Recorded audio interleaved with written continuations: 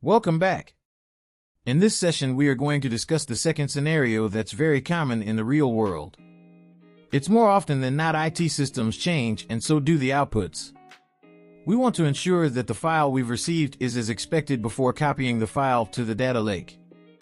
Otherwise, we could inadvertently break in someone else's process. Again, there are multiple ways of achieving this, but we are going to implement a simple solution for this using a couple of control flow activities. Let's switch over to the Data Factory and get started. Okay, here we are back in the Data Factory. The task here is to get additional information about the file and then validate that. As you know, we expect 13 columns in the input file. So, let's make sure that the file has 13 columns before we copy the data to Data Lake. So, Data Factory gives you two activities. One called Get Metadata that lets you get the metadata about the file itself. And there is another one called If Condition activity. That'll let you make sure that the condition is satisfied. So, in our case, you can ask If Condition to check whether the column count is 13. Before you call the Copy Data activity, let's talk with them, Metadata activity. I'm going to call this as Get File Metadata. And what you see here on the screen, the other things, are very similar to what we've seen previously. So, let's move on to dataset. Pick the dataset you want to get the metadata for. In our case, it is the raw gzip file. And then, the main thing here to look is the field list. So, if you click on New, this is where you can pick the type of metadata you can get from the metadata activity. So, the first one I want to pick is column count because that's the one we are going to validate. But, just to show you the other ones, I'm going to pick a couple more. So, let's pick the size of the file, and also, let's go for exist file. So, whether the file exists, it'll tell you whether it's true or false. And the size you'll get, the size in bytes. Column count will be a number with a number of columns. So, I'm going to just run this just to show you what comes out of the Get Metadata activity before we plug that into the rest of the pipeline. So, if we click on Debug, it'll run all the activities. But we are interested in only the file metadata activity. So, let's look at the output. As you can see here, the size of the file is 5,986 bytes, and exist is true. We know that the file exists, and the column count is number 13.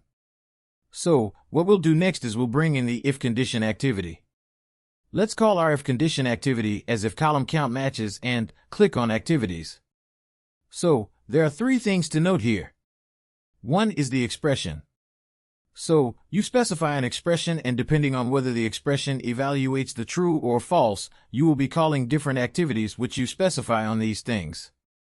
Or, you can even click here to specify those. But, before we do the expression, we need to connect the Get Metadata activity with the If Condition activity, so that this If Condition activity is now aware of the outputs from the Get File Metadata activity. So, the way you do the expression is by clicking Add Dynamic Content. You can specify them here, but it is easier to do it this way. So, as you can see here, you've got set of system variables that you can use within your expressions. You've got set of functions available, and also you've got the output from the previous activity, which is the Get File Metadata activity in here. So, we want to check whether the column count is equal to 13 or not. So, there's a logical function, equals. Here, and, as it says here, it takes two parameters, and if both values are equal, then you get a true. Otherwise, you get a false. So, I'm going to select that. And, within that, the first parameter I'm going to use is the output from the Get File Metadata activity. So, the metadata type for this is column count, and then, we want the value to be 13.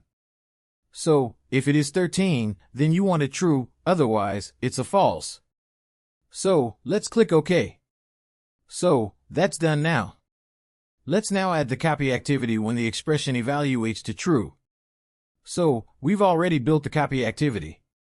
So, let's copy that.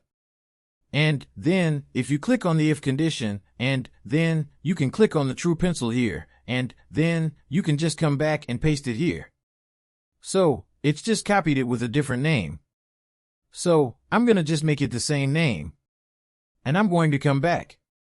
So, as you can see here, we got the pipeline which has got the if condition activity. And then, within true, we are executing copy. So, if you go back and click on the pipeline itself, you don't want the copy activity anymore here. So, let's click here and delete it. So, that's disappeared because that is now part of the if condition activity. One more thing to do before we finish this is we need to tie in the validation activity with the Get Metadata activity. We don't want to be looking at the metadata when the validation hasn't succeeded because we probably haven't got the file yet. So, let's just do this, the validation activity connected with the Get Metadata activity. You can click on this button here to align all of your activities. So, with that what we built is we got a validation activity which validates to make sure that the files arrived. And then, we got the Get Metadata activity which gets the number of columns within the file. And then, you've got the if condition activity, which makes sure that the number of columns is what we expected, which is number 13. And then, that is true, it calls the copy activity as you can see here. So, the thing to do is test it. So, let's click on the debug.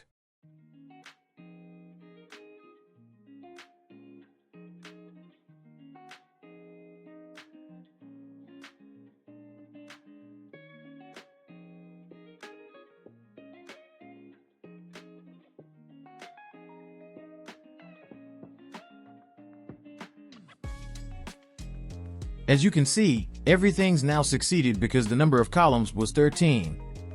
As we can see here, column count is 13 and the if condition satisfied, and the copy activity succeeded.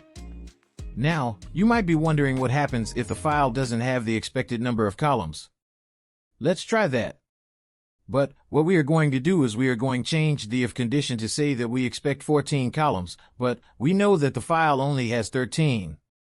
So, we would expect in this case, for the if condition to result in false, and then, there are no activities. Let's click on debug again.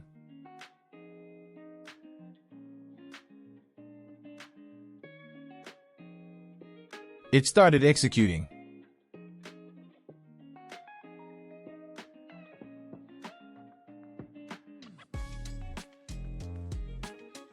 So it completes.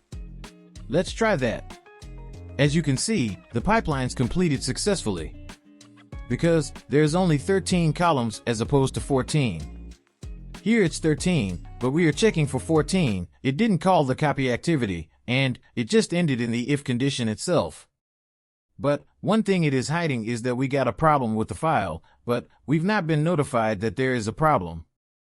So, in a normal production scenario, you would expect that the pipeline to fail, so that we got the monitoring jobs which alert us that there is a problem, or the pipeline sends us an email, and we know that there is a problem. So, there are a couple of ways you can solve this within Data Factory. One of the things is Data Factory gives us an activity called Web Activity, which you can use to work a logic app, for example, which sends out an email. We don't have a logic app at the moment, but we can work of Web Activity. I'll show you how that's done. So, let's go into the if and then the false case. And then, if I pull across, okay, so, let me go back. So, the web activity is in the general section of it, so, if I pull that across to here, I'm gonna call it as send email, and under the settings you can invoke the URL.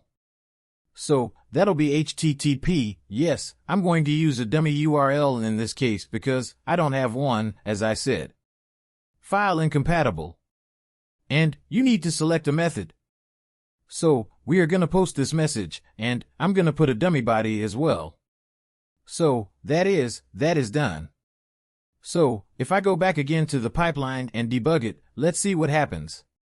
It should invoke the web activity, and then the web activity should fail because we don't have the URL, valid URL. Okay? So that's what's happened. So, the send email activity itself has failed, and that should tell us, if you look at the logs, that should tell us that actually is, with the error file incompatible. So, that URL does not exist. So, this is one way of solving the problem by sending an email. We can do what we did with a dummy URL and that fails. So, In this case, actually, you would get a failure on the pipeline. And you would know that there is a problem, and you can come back and investigate. But ideally, you would want to send an email with a logic app. So, before we finish this session, let's change the if condition back to use number 13. So that is correct. And also we want to publish the changes to our data factory so that our data factory is up to date. So, that's the end of this session. I'll see you in the next one.